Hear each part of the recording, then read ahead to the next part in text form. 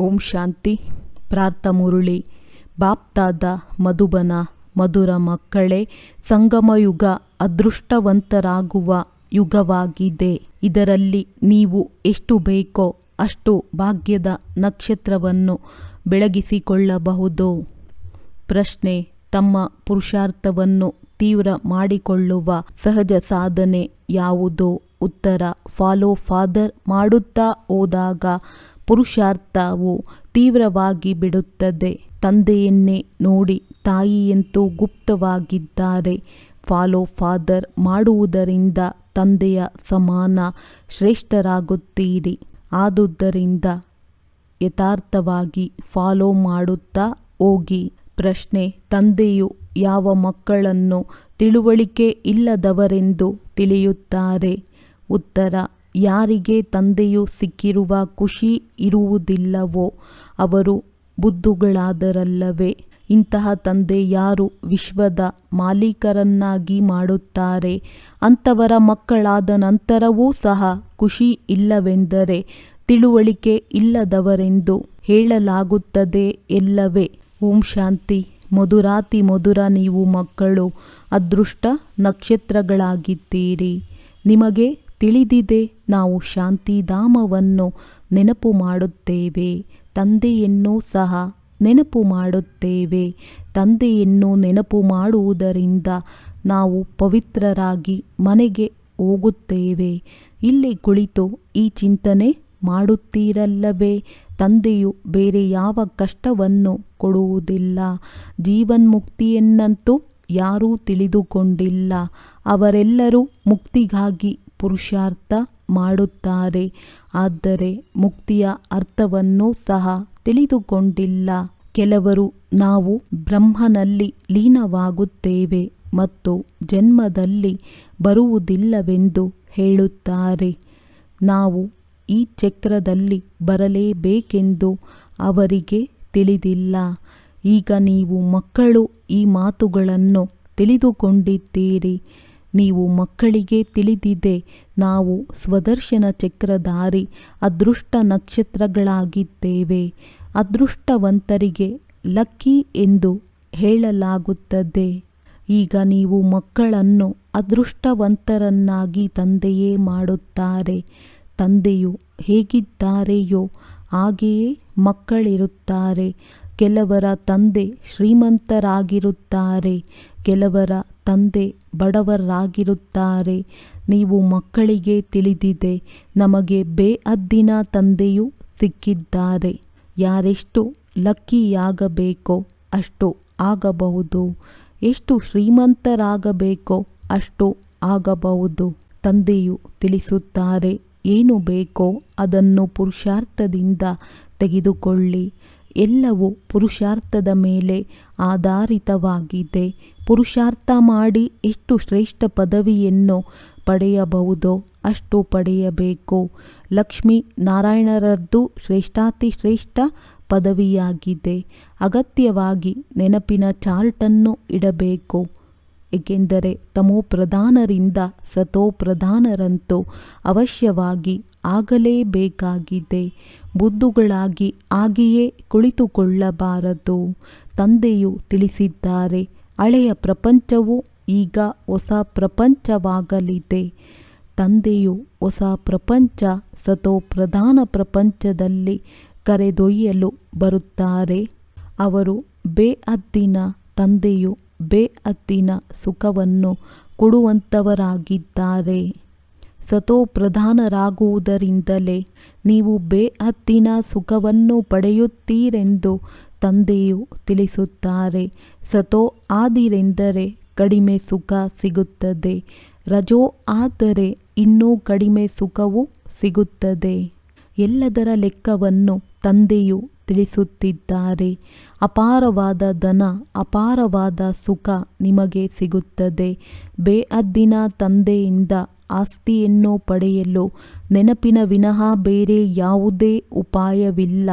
ತಂದೆಯನ್ನು ಎಷ್ಟು ನೆನಪು ಮಾಡುತ್ತೀರಿ, ಇದರಿಂದ ದೈವಿ ಗುಣಗಳು ತಾನೇ ತಾನಾಗಿ ಬರುತ್ತವೆ. ಸತೋಪ್ರಧಾನರಾಗಬೇಕೆಂದರೆ ಅಗತ್ಯವಾಗಿ ದೈವಿ ಗುಣಗಳು ಬೇಕಾಗಿವೆ. ತಮ್ಮನ್ನು ತಾವೇ ಪರಿಶೀಲನೆ ಮಾಡಿಕೊಳ್ಳಬೇಕು. ತಮ್ಮ ಪುರುಷಾರ್ಥದಿಂದ ಎಷ್ಟು ಶ್ರೇಷ್ಠ ಪದವಿ ಬೇಕೋ ಅಷ್ಟು ಶ್ರೇಷ್ಠ ಪದವಿಯನ್ನು ಪಡೆಯಬಹುದು. ಓದಿಸುವಂತಹ ತಂದೆಯಂತೂ ಕುಳಿತಿದ್ದಾರೆ. ತಂದೆಯು ತಿಳಿಸುತ್ತಾರೆ, ಕಲ್ಪ ನಿಮಗೆ ಹೀಗೆಯೇ ತಿಳಿಸುತ್ತೇನೆ. 2 ಅಕ್ಷರಗಳಿವೆ, ಮನ್ಮನಾಭವ, ಮಧ್ಯಾಜೀಭವ. ಬೇಹದ್ದಿನ ತಂದೆಯನ್ನು ತಿಳಿದುಕೊಳ್ಳುತ್ತೀರಿ. ಈ ಬೇಹದ್ದಿನ ತಂದೆಯೇ ಬೇಹದ್ದಿನ ಜ್ಞಾನವನ್ನು ಕೊಡುವವರಾಗಿದ್ದಾರೆ. ಪತಿತರಿಂದ ಪಾವನ ಮಾಡುವಂತಹ ಮಾರ್ಗವನ್ನು ಆ ಬೇಹದ್ದಿನ ತಂದೆಯೇ ತಿಳಿಸುತ್ತಾರೆ. ತಂದೆಯೇನನ್ನು ತಿಳಿಸುತ್ತಾರೆಯೋ ಅದು ಹೊಸ ಮಾತೇನಲ್ಲ. ಗೀತೆಯಲ್ಲಿ ಬರೆಯಲ್ಪಟ್ಟಿರುವುದು ಸಹ ಹಿಟ್ಟಿನಲ್ಲಿ ಉಪ್ಪಿನಷ್ಟು ಸತ್ಯತೆ ಇದೆ. ನಿಮ್ಮನ್ನು ಆತ್ಮನೆಂದು ತಿಳಿದು ದೇಹದ ಎಲ್ಲ ಧರ್ಮವನ್ನು ಮರೆಯಿರಿ. ನೀವು ಆರಂಭದಲ್ಲಿ ಅಶರೀರಿಯಾಗಿದ್ದವರು ಈಗ ಅನೇಕ ಮಿತ್ರ ಸಂಬಂಧಿಗಳ ಬಂಧನದಲ್ಲಿ ಬಂದಿದ್ದೀರಿ. ಎಲ್ಲರೂ ತಮೋಪ್ರಧಾನರಾಗಿದ್ದಾರೆ. ಈಗ ಸತೋಪ್ರಧಾನರಾಗಬೇಕು. ಈಗ ತಮೋಪ್ರಧಾನದಿಂದ ಸತೋಪ್ರಧಾನರಾಗುತ್ತೇವೆ ಎಂದು ನಿಮಗೆ ತಿಳಿದಿದೆ. ನಂತರ ಮಿತ್ರ ಸಂಬಂಧಿಗಳೆಲ್ಲರೂ ಪವಿತ್ರರಾಗುತ್ತಾರೆ. ಯಾರು ಕಲ್ಪದ ಹಿಂದೆ ಎಷ್ಟು ಸತೋಪ್ರಧಾನರಾಗಿದ್ದರೋ ಅಷ್ಟೇ ಪುನಃ ಆಗುತ್ತಾರೆ. ಅವರ ಪುರುಷಾರ್ಥವೇ ಅದೇ ರೀತಿ ಇರುತ್ತದೆ. ಈಗ ಯಾರನ್ನು ಫಾಲೋ ಮಾಡಬೇಕಾಗಿದೆ? ಫಾಲೋ ಫಾದರ್ ಎಂಬ ಗಾಯನವಿದೆ. ಹೇಗೆ ಇವರು ಬ್ರಹ್ಮ ತಂದೆಯನ್ನು ನೆನಪು ಮಾಡುತ್ತಾರೆ, ಪುರುಷಾರ್ಥ ಮಾಡುತ್ತಾರೆಯೋ ಇವರನ್ನು ಫಾಲೋ ಮಾಡಿ. ಪುರುಷಾರ್ಥ ಮಾಡಿಸುವಂಥವರು ತಂದೆಯಾಗಿದ್ದಾರೆ. ಅವರೇನು ಶಿವತಂದೆ ಪುರುಷಾರ್ಥ ಮಾಡುವುದಿಲ್ಲ, ಆದರೆ ಮಾಡಿಸುತ್ತಾರೆ. ನಂತರ ಹೇಳುತ್ತಾರೆ, ಮಧುರಾತಿ ಮಧುರ ಮಕ್ಕಳೇ, ಫಾಲೋ ಫಾದರ್ ಮಾಡಿ. ತಾಯಿ ತಂದೆ ಗುಪ್ತವಾಗಿದ್ದಾರಲ್ಲವೇ? ತಾಯಿಯು ಗುಪ್ತವಾಗಿದ್ದಾರೆ. ತಂದೆಯನ್ನು ನೋಡಬಹುದು. ಇದನ್ನು ಬಹಳ ಚೆನ್ನಾಗಿ ತಿಳಿದುಕೊಳ್ಳುವುದಾಗಿದೆ. ಹೀಗೆ ಶ್ರೇಷ್ಠ ಪದವಿಯನ್ನು ಪಡೆಯಬೇಕೆಂದರೆ ತಂದೆಯನ್ನು ಬಹಳ ಚೆನ್ನಾಗಿ ನೆನಪು ಮಾಡಿ. ಹೇಗೆ ಈ ಬ್ರಹ್ಮ ತಂದೆಯು ನೆನಪು ಮಾಡುತ್ತಾರೆ. ಈ ತಂದೆಯು ಎಲ್ಲರಿಗಿಂತಲೂ ಶ್ರೇಷ್ಠ ಪದವಿಯನ್ನು ಪಡೆಯುತ್ತಾರೆ. ನಂತರ ಇವರ ಅನೇಕ ಜನ್ಮಗಳ ಅಂತ್ಯದಲ್ಲಿ ನಾನು ಪ್ರವೇಶ ಮಾಡಿದ್ದೇನೆ. ಇದನ್ನು ಚೆನ್ನಾಗಿ ನೆನಪು ಮಾಡಿಕೊಳ್ಳಿ, ಮರೆಯಬೇಡಿ. ಬಹಳಷ್ಟು ಮಂದಿಗೆ ಮಾಯೆಯು ಮರೆಸುತ್ತದೆ. ನಾವು ನರನಿಂದ ನಾರಾಯಣರಾಗುತ್ತೇವೆಂದು ನೀವು ಹೇಳುತ್ತೀರಿ. ಹೇಗೆ ನೀವಾಗುತ್ತೀರೆಂದು ತಂದೆಯು ಉಪಾಯ ತಿಳಿಸುತ್ತಾರೆ. ಇದು ಸಹ ತಿಳಿದಿದೆ. ಎಲ್ಲರೂ ಒಂದೇ ರೀತಿ ಯಥಾರ್ಥವಾಗಿ ಫಾಲೋ ಮಾಡುವುದಿಲ್ಲ. ತಂದೆಯು ಫಾಲೋ ಫಾದರ್ ಮಾಡುವ ಗುರಿಯನ್ನು ತಿಳಿಸುತ್ತಾರೆ. ಇಂದಿನದ್ದೇ ಗಾಯನವಾಗಿದೆ. ತಂದೆಯೂ ಸಹ ನೀವು ಮಕ್ಕಳಿಗೆ ಜ್ಞಾನ ಕೊಡುತ್ತಾರೆ. ಸನ್ಯಾಸಿಗಳು ತಮ್ಮನ್ನು ಅನುಯಾಯಿಗಳೆಂದು ಹೇಳಿಕೊಳ್ಳುತ್ತಾರೆ, ಆದರೆ ಅದಂತೂ ತಪ್ಪಾಗಿದೆ. ಫಾಲೋ ಮಾಡುವುದೇ ಇಲ್ಲ. ಅವರು ಬ್ರಹ್ಮಜ್ಞಾನಿ, ತತ್ವಜ್ಞಾನಿಗಳಾಗಿದ್ದಾರೆ. ಅವರಿಗೆ ಈಶ್ವರ ಜ್ಞಾನವನ್ನು ಕೊಡುವುದಿಲ್ಲ. ತತ್ವ ಅಥವಾ ಬ್ರಹ್ಮಜ್ಞಾನಿಗಳೆಂದು ಹೇಳಿಕೊಳ್ಳುತ್ತಾರೆ, ಆದರೆ ತತ್ವ ಅಥವಾ ಬ್ರಹ್ಮ ಅವರಿಗೆ ಜ್ಞಾನ ಕೊಡುವುದಿಲ್ಲ. ಅದೆಲ್ಲವೂ ಶಾಸ್ತ್ರಗಳ ಜ್ಞಾನವಾಗಿದೆ. ಇಲ್ಲಿ ನಿಮಗೆ ತಂದೆಯು ಜ್ಞಾನವನ್ನು ಕೊಡುತ್ತಾರೆ. ಅವರಿಗೆ ಜ್ಞಾನ ಸಾಗರನೆಂದು ಕರೆಯಲಾಗುತ್ತದೆ. ಇದನ್ನು ಚೆನ್ನಾಗಿ ನೋಟ್ ಮಾಡಿಕೊಳ್ಳಿ. ನೀವು ಮರೆತು ಹೋಗುತ್ತೀರಿ. ಇದು ಮನಸ್ಸಿನ ಒಳಗಡೆ ಬಹಳ ಚೆನ್ನಾಗಿ ಧಾರಣೆ ಮಾಡುವ ಮಾತುಗಳಾಗಿವೆ. ತಂದೆಯು ಪ್ರತಿನಿತ್ಯ ಹೇಳುತ್ತಿರುತ್ತಾರೆ, ಮಧುರಾತಿ ಮಧುರ ಮಕ್ಕಳೇ, ತಮ್ಮನ್ನು ಆತ್ಮವೆಂದು ತಿಳಿದು ತಂದೆಯನ್ನು ನೆನಪು ಮಾಡಿ. ಈಗ ಮನೆಗೆ ಹಿಂತಿರುಗಬೇಕಾಗಿದೆ. ಪತಿತರಂತೂ ಹಿಂತಿರುಗಿ ಮನೆಗೆ ಹೋಗಲು ಸಾಧ್ಯವಿಲ್ಲ. ಪವಿತ್ರರಂತೂ ಯೋಗ ಬಲದಿಂದ ಆಗಬೇಕಾಗಿದೆ, ಅಥವಾ ಶಿಕ್ಷೆಯನ್ನನುಭವಿಸಿ ಆಗಬೇಕು. ಎಲ್ಲರ ಲೆಕ್ಕಾಚಾರವನ್ನು ಸಮಾಪ್ತಿ ಮಾಡಿಕೊಳ್ಳಬೇಕಾಗಿದೆ. ನೀವಾತ್ಮಗಳು ಮೂಲತಃ ಪರಮಧಾಮದಲ್ಲಿದ್ದವರು. ನಂತರ ಇಲ್ಲಿ ಸುಖ ದುಃಖದ ಪಾತ್ರವನ್ನು ಮಾಡಿದ್ದೀರಿ. ಸುಖದ ಪಾತ್ರವನ್ನು ರಾಮರಾಜ್ಯದಲ್ಲಿ, ದುಃಖದ ಪಾತ್ರವನ್ನು ರಾವಣ ರಾಜ್ಯದಲ್ಲಿ. ರಾಮರಾಜ್ಯವನ್ನು ಸ್ವರ್ಗವೆಂದು ಕರೆಯಲಾಗುವುದು. ಅಲ್ಲಿ ಸಂಪೂರ್ಣ ಸುಖವಿದೆ. ಸ್ವರ್ಗವಾಸಿ ಹಾಗೂ ನರಕವಾಸಿಗಳೆಂದು ಗಾಯನವಿದೆ. ಇದನ್ನು ಚೆನ್ನಾಗಿ ಧಾರಣೆ ಮಾಡಬೇಕಾಗಿದೆ. ಯಾವಾಗ ರಜೋದಲ್ಲಿ ದ್ವಾಪರದಲ್ಲಿದ್ದಾಗಲೂ ನಿಮಗೆ ಖುಷಿ ಇತ್ತು. ನೀವು ಅಷ್ಟೊಂದು ದುಃಖಿ ವಿಕಾರಿಗಳಾಗಿರಲಿಲ್ಲ. ಇಲ್ಲಂತೂ ಎಷ್ಟೊಂದು ದುಃಖಿ ವಿಕಾರಿಗಳಾಗಿದ್ದೀರಿ. ನೀವು ನಿಮ್ಮ ದೊಡ್ಡವರನ್ನು ನೋಡಿ ಎಷ್ಟೊಂದು ವಿಕಾರಿ ಕುಡಿತದ ಚಟದಲ್ಲಿದ್ದಾರೆ. ಮದ್ಯಪಾನವು ಬಹಳ ಕೆಟ್ಟ ವಸ್ತುವಾಗಿದೆ. ಸತ್ಯಯುಗದಲ್ಲಿ ಶುದ್ಧಾತ್ಮಗಳಷ್ಟೇ ಇರುತ್ತಾರೆ. ನಂತರ ಕೆಳಗೆ ಇಳಿಯುತ್ತಾ ಇಳಿಯುತ್ತಾ ಸಂಪೂರ್ಣ ಅಪವಿತ್ರರಾಗುತ್ತಾರೆ. ಆದ್ದರಿಂದ ಇದನ್ನು ಘೋರ ನರಕವೆಂದು ಕರೆಯಲಾಗುವುದು. ಮದ್ಯಪಾನವು ಇಂತಹ ವಸ್ತುವಾಗಿದೆ. ಅದರಿಂದ ಜಗಳ, ಕೊಲೆ, ನಷ್ಟ ಮಾಡುವುದರಲ್ಲಿ ತಡ ಮಾಡುವುದಿಲ್ಲ. ಈ ಸಮಯದಲ್ಲಿ ಮನುಷ್ಯರ ಬುದ್ಧಿಯು ಭ್ರಷ್ಟವಾಗಿದೆ. ಮಾಯೆಯು ಬಹಳ ಭಯಂಕರವಾಗಿದೆ. ತಂದೆಯು ಸರ್ವಶಕ್ತಿವಂತ, ಸುಖ ಕೊಡುವವರಾಗಿದ್ದಾರೆ. ಹಾಗೆಯೇ ಮಾಯೆಯೂ ಸಹ ಬಹಳ ದುಃಖವನ್ನು ಕೊಡುವಂಥದ್ದಾಗಿದೆ. ಕಲಿಯುಗದಲ್ಲಿ ಮನುಷ್ಯರ ಜೀವನ ಹೇಗಾಗಿ ಬಿಟ್ಟಿದೆ. ಒಮ್ಮೆಯೇ ನಿಸಾರವಾಗಿದೆ. ಸ್ವಲ್ಪವನ್ನು ತಿಳಿದುಕೊಳ್ಳುವುದಿಲ್ಲ. ಕಲ್ಲು ಬುದ್ಧಿಯವರಂತೆ ಇದ್ದಾರೆ. ಇದು ಸಹ ನಾಟಕವಾಗಿದೆಯಲ್ಲವೇ? ಯಾರ ಅದೃಷ್ಟದಲ್ಲಿ ಇಲ್ಲವೆಂದರೆ ಬುದ್ಧಿಯು ಹಾಗೆಯೇ ಆಗಿಬಿಡುತ್ತದೆ. ತಂದೆಯಂತೂ ಬಹಳ ಸಹಜವಾದಂತಹ ಜ್ಞಾನವನ್ನು ಕೊಡುತ್ತಾರೆ. ಮಕ್ಕಳೇ ಮಕ್ಕಳೇ ಎಂದು ಹೇಳುತ್ತಾ ತಿಳಿಸುತ್ತಾರೆ. ಮಾತೆಯರೂ ಸಹ ಹೇಳುತ್ತಾರೆ, ನಮಗೆ 5 ಜನ ಲೌಕಿಕ ಮಕ್ಕಳು, ಒಬ್ಬರು ಪಾರಲೌಕಿಕ ಮಗನಿದ್ದಾರೆ. ಅವರು ನಮ್ಮನ್ನು ಸುಖಧಾಮದಲ್ಲಿ ಕರೆದೊಯ್ಯಲು ಬಂದಿದ್ದಾರೆ. ತಂದೆಯೂ ಸಹ ತಿಳಿದುಕೊಳ್ಳುತ್ತಾರೆ. ಯಾರು ನನ್ನನ್ನು ಮಗನೆಂದು ತಿಳಿದುಕೊಳ್ಳುತ್ತಾರೆ ಅವರು ಜಾದೂಗಾರರಾದರಲ್ಲವೇ?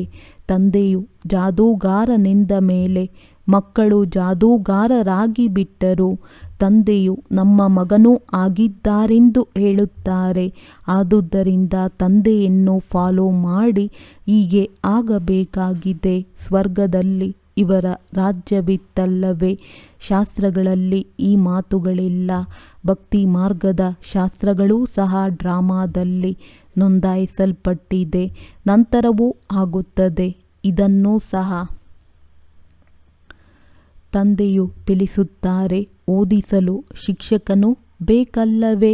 ನಂತರ ಶಿಕ್ಷಕನ ಅವಶ್ಯಕತೆ ಇರುವುದಿಲ್ಲ. ಈ ಪುಸ್ತಕ ಮೊದಲಾದವುಗಳು ಸತ್ಯಯುಗದಲ್ಲಿರುವುದಿಲ್ಲ. ತಂದೆಯು ತಿಳಿಸುತ್ತಾರೆ, ನೀವು ಆತ್ಮನೆಂದು ತಿಳಿದಿದ್ದೀರಲ್ಲವೇ? ಆತ್ಮಗಳಿಗೆ ತಂದೆಯು ಅಗತ್ಯವಾಗಿರಬೇಕು. ಯಾವಾಗ ಯಾರಾದರೂ ಬರುತ್ತಾರೆಂದಾಗ ಎಲ್ಲರೂ ಹೇಳುತ್ತಾರೆ, ಇಂದು ಮುಸ್ಲಿಂ ಸಹೋದರರು ಆದರೆ ಅರ್ಥವನ್ನೇನೂ ತಿಳಿದುಕೊಂಡಿಲ್ಲ. ಬಾಯಿಯ ಅರ್ಥವನ್ನು ತಿಳಿದುಕೊಳ್ಳಬೇಕಲ್ಲವೇ? ಅಗತ್ಯವಾಗಿ ಅವರೆಲ್ಲರಿಗೂ ತಂದೆ ಇರಬೇಕು. ಇಂತಹ ಚಿಕ್ಕ ಮಾತನ್ನೂ ಸಹ ತಿಳಿದುಕೊಂಡಿಲ್ಲ. ಭಗವಾನುವಾಚ, ಇದು ಅನೇಕ ಜನ್ಮಗಳ ಅಂತಿಮ ಜನ್ಮವಾಗಿದೆ. ಅರ್ಥವಂತೂ ಎಷ್ಟೊಂದು ಸ್ಪಷ್ಟವಾಗಿದೆ. ಇದನ್ನು ಯಾರೂ ಸಹ ತಿರಸ್ಕರಿಸುವುದಿಲ್ಲ. ತಂದೆಯಂತೂ ಮಾರ್ಗವನ್ನು ತೋರಿಸುತ್ತಾರೆ. ನಂಬರ್ 1 ಇದ್ದಂಥವರೇ ಲಾಸ್ಟ್ ನಂಬರ್ ಆಗುತ್ತಾರೆ. ಪಾವನರಾಗಿದ್ದವರೇ ಪತಿತರಾಗುತ್ತಾರೆ. ನೀವು ಸಹ ತಿಳಿದುಕೊಂಡಿದ್ದೀರಿ, ನಾವು ಪಾವನರಾಗಿದ್ದವರು ಪುನಃ ಪಾವನರಾಗುತ್ತೇವೆ. ತಂದೆಯನ್ನು ನೆನಪು ಮಾಡುವುದರಿಂದಲೇ ಪಾವನರಾಗುತ್ತೇವೆ. ಇದು ರಾವಣ ರಾಜ್ಯವಾಗಿದೆ. ಶಿವಾಲಯವನ್ನು ರಾಮರಾಜ್ಯವೆಂದು ಹೇಳಲಾಗುವುದು. ಸೀತಾರಾಮನು ತ್ರೇತಾಯುಗದಲ್ಲಿ ರಾಜ್ಯ ಮಾಡಿದ್ದನು. ಇದು ಸಹ ತಿಳಿದುಕೊಳ್ಳುವಂತಹ ಮಾತುಗಳಾಗಿವೆ. ಅಲ್ಲಿ 2 ಕಲೆಗಳು ಕಡಿಮೆ ಇರುವವರು ಎಂದು ಹೇಳಲಾಗುವುದು. ಸತ್ಯಯುಗವು ಶ್ರೇಷ್ಠವಾಗಿದೆ, ಅದನ್ನು ನೆನಪು ಮಾಡುತ್ತಾರೆ. ತ್ರೇತಾ ಹಾಗೂ ದ್ವಾಪರವನ್ನು ಅಷ್ಟೊಂದು ನೆನಪು ಮಾಡುವುದಿಲ್ಲ. ಸತ್ಯಯುಗ ಹೊಸ ಪ್ರಪಂಚ ಮತ್ತು ಕಲಿಯುಗವು ಹಳೆಯ ಪ್ರಪಂಚವಾಗಿದೆ. 100% ಸುಖ ಹಾಗೂ 100% ದುಃಖ. ಆ ತ್ರೇತಾ ಹಾಗೂ ದ್ವಾಪರ ಯುಗವು ಅರ್ಧ ಸುಖ ಮತ್ತು ಅರ್ಧ ದುಃಖವಾಗಿದೆ. ಆದ್ದರಿಂದ ಮುಖ್ಯವಾಗಿ ಸತ್ಯಯುಗ ಹಾಗೂ ಕಲಿಯುಗವಾಗಿದೆ ಎಂದು ಹೇಳಲಾಗುವುದು. ತಂದೆಯು ಸತ್ಯಯುಗದ ಸ್ಥಾಪನೆ ಮಾಡುತ್ತಾರೆ. ಅದಕ್ಕಾಗಿ ಪುರುಷಾರ್ಥ ಮಾಡುವುದೇ ನಿಮ್ಮ ಕೆಲಸವಾಗಿದೆ. ನೀವು ಸತ್ಯಯುಗದ ನಿವಾಸಿಯಾಗುತ್ತೀರೋ ಅಥವಾ ತ್ರೇತಾದ ನಿವಾಸಿಯಾಗುತ್ತೀರೋ, ದ್ವಾಪರದಲ್ಲಿ ಮತ್ತೆ ಕೆಳಗೆ ಇಳಿಯುತ್ತೀರಿ. ಆದರೂ ಸಹ ಅವರು ದೇವಿ ದೇವತಾ ಧರ್ಮದವರಾಗಿರುತ್ತಾರೆ. ಆದರೆ ಪತಿತರಾಗಿರುವ ಕಾರಣ ತಮ್ಮನ್ನು ದೇವಿ ದೇವತೆಗಳೆಂದು ಹೇಳಿಕೊಳ್ಳುವುದಿಲ್ಲ. ತಂದೆಯು ಮಧುರಾತಿ ಮಧುರ ಮಕ್ಕಳಿಗೆ ಪ್ರತಿನಿತ್ಯ ತಿಳಿಸುತ್ತಾರೆ. ಮನ್ಮನಾಭವ ಮುಖ್ಯವಾದ ಮಾತಾಗಿದೆ. ನೀವೇ ನಂಬರ್ 1 ಆಗುತ್ತೀರಿ. 84 ಜನ್ಮದ ಚಕ್ರವನ್ನು ಸುತ್ತಿಕೊಂಡು ಅಂತ್ಯದಲ್ಲಿ ಬರುತ್ತೀರಿ. ನಂತರ ನಂಬರ್ 1ನಲ್ಲಿ ಹೋಗುತ್ತೀರಿ. ಆದುದರಿಂದ ಈಗ ಬೇಅದ್ದಿನ ತಂದೆಯನ್ನು ನೆನಪು ಮಾಡಬೇಕು. ಅವರು ಬೇಅದ್ದಿನ ತಂದೆಯಾಗಿದ್ದಾರೆ. ಪುರುಷೋತ್ತಮ ಸಂಗಮ ಯುಗದಲ್ಲಿ ಬೇಅದ್ದಿನ ತಂದೆಯು ಬಂದು 21 ಜನ್ಮಗಳ ಸ್ವರ್ಗದ ಸುಖವನ್ನು ನಿಮಗೆ ಕೊಡುತ್ತಾರೆ. ನಿಮ್ಮ ವಂಶವು ಮುಗಿದ ತಕ್ಷಣ ತಮಗೆ ತಾವೇ ಶರೀರ ಬಿಡುತ್ತೀರಿ. ಯೋಗ ಬಲವಿದೆಯಲ್ಲವೇ? ನಿಯಮವೇ ಈ ರೀತಿ ರಚಿಸಲ್ಪಟ್ಟಿದೆ. ಇದಕ್ಕೆ ಯೋಗ ಬಲವೆಂದು ಕರೆಯಲಾಗುವುದು. ಅಲ್ಲಿ ಜ್ಞಾನದ ಮಾತುಗಳಿರುವುದಿಲ್ಲ. ತಾನೇ ತಾನಾಗಿ ವೃದ್ಧರಾಗುತ್ತೀರಿ. ಅಲ್ಲಿ ಯಾವುದೇ ರೋಗ ಮೊದಲಾದವುಗಳಿರುವುದಿಲ್ಲ. ಅಂಗವಿಕಲರು ಅಥವಾ ವಕ್ರವಾಗಿರುವುದಿಲ್ಲ. ಸದಾ ಆರೋಗ್ಯವಂತರಾಗಿರುತ್ತಾರೆ. ಅಲ್ಲಿ ದುಃಖದ ಹೆಸರು ಚಿಹ್ನೆಯೂ ಇರುವುದಿಲ್ಲ. ನಂತರ ಸ್ವಲ್ಪ ಸ್ವಲ್ಪ ಕಲೆಗಳು ಕಡಿಮೆಯಾಗುತ್ತದೆ. ಈಗ ಮಕ್ಕಳು ಬೇಅದ್ದಿನ ತಂದೆಯಿಂದ ಶ್ರೇಷ್ಠ ಆಸ್ತಿಯನ್ನು ಪಡೆಯುವಂತಹ ಪುರುಷಾರ್ಥ ಮಾಡಬೇಕಾಗಿದೆ. ಪಾಸ್ ವಿತ್ ಆನರ್ ಆಗಬೇಕಾಗಿದೆ. ಎಲ್ಲರೂ ಶ್ರೇಷ್ಠ ಪದವಿಯನ್ನಂತೂ ಪಡೆಯಲು ಸಾಧ್ಯವಾಗುವುದಿಲ್ಲ. ಯಾರು ಸೇವೆಯನ್ನೇ ಮಾಡುವುದಿಲ್ಲವೋ ಅವರು ಎಂತಹ ಪದವಿಯನ್ನು ಪಡೆಯುತ್ತಾರೆ? ಸಂಗ್ರಹಾಲಯದಲ್ಲಿಯೂ ಸಹ ಮಕ್ಕಳು ಎಷ್ಟೊಂದು ಸೇವೆಯನ್ನು ಮಾಡುತ್ತಾರೆ. ಆಮಂತ್ರಣವಿಲ್ಲದೆ ಅಲ್ಲಿಗೆ ಜನರು ಬರುತ್ತಾರೆ. ಇದನ್ನು ವಿಹಂಗ ಮಾರ್ಗದ ಸೇವೆ ಎಂದು ಕರೆಯಲಾಗುವುದು. ಇದರಿಂದ ಮತ್ಯಾವ ವಿಹಂಗ ಮಾರ್ಗದ ಸೇವೆಯು ತಯಾರಾಗುತ್ತದೆ ಎಂದು ತಿಳಿಯದ್ದು. 2 ಅಥವಾ 4 ಮುಖ್ಯ ಚಿತ್ರಗಳು ಜೊತೆಯಲ್ಲಿರಲಿ. ದೊಡ್ಡ ದೊಡ್ಡ ತ್ರಿಮೂರ್ತಿ ಚಿತ್ರ, ಏಣಿ ಚಿತ್ರ, ಇವು ಪ್ರತಿಯೊಂದು ಸ್ಥಾನದಲ್ಲಿ ಬಹಳ ದೊಡ್ಡದಾಗಿರಲಿ. ಯಾವಾಗ ಮಕ್ಕಳು ಬುದ್ಧಿವಂತರಾಗುತ್ತಾರೆಯೋ ಆಗ ಸೇವೆಯು ಆಗುತ್ತದೆಯಲ್ಲವೇ? ಸೇವೆಯಂತೂ ಆಗಬೇಕಲ್ಲವೇ? ಹಳ್ಳಿಯಲ್ಲಿಯೂ ಸೇವೆಯನ್ನು ಮಾಡಬೇಕು. ಒಂದು ವೇಳೆ ಮಾತೆಯರಿಗೆ ಓದು ಬರಹ ಗೊತ್ತಿಲ್ಲದಿದ್ದರೂ ತಂದೆಯ ಪರಿಚಯವನ್ನು ಕೊಡುವುದು ಬಹಳ ಸಹಜವಾಗುತ್ತದೆ. ಮೊದಲೆಲ್ಲ ಹೆಣ್ಣು ಮಕ್ಕಳು ಓದುತ್ತಿರಲಿಲ್ಲ. ಮುಸಲ್ಮಾನರ ರಾಜ್ಯದಲ್ಲಿ ಕೇವಲ ಕಣ್ಣನ್ನು ಮಾತ್ರ ತೆರೆದು ಹೊರಗೆ ಹೋಗುತ್ತಿದ್ದರು. ಈ ತಂದೆಯಂತೂ ಅನುಭವಿಯಾಗಿದ್ದಾರೆ. ತಂದೆಯು ತಿಳಿಸುತ್ತಾರೆ, ನಾನು ಎಲ್ಲವನ್ನೂ ತಿಳಿದುಕೊಂಡಿದ್ದೇನೆ. ನಾನಂತೂ ಮೇಲಿರುತ್ತೇನೆ. ಈ ಎಲ್ಲ ಮಾತುಗಳನ್ನು ಈ ಬ್ರಹ್ಮನೇ ನಿಮಗೆ ತಿಳಿಸುತ್ತಾರೆ. ಇವರು ಅನುಭವಿಯಾಗಿದ್ದಾರೆ. ನಾನಂತೂ ಮನ್ಮನಾಭವದ ಮಾತುಗಳನ್ನೇ ತಿಳಿಸುತ್ತೇನೆ ಹಾಗೂ ಸೃಷ್ಟಿ ಚಕ್ರದ ರಹಸ್ಯವನ್ನೇ ತಿಳಿಸುತ್ತೇನೆ. ಈ ಬ್ರಹ್ಮ ಇದನ್ನು ತಿಳಿದುಕೊಂಡಿಲ್ಲ. ಅವರು ತಮ್ಮ ಅನುಭವವನ್ನು ಬೇರೆಯಾಗಿ ತಿಳಿಸಿಕೊಡುತ್ತಾರೆ.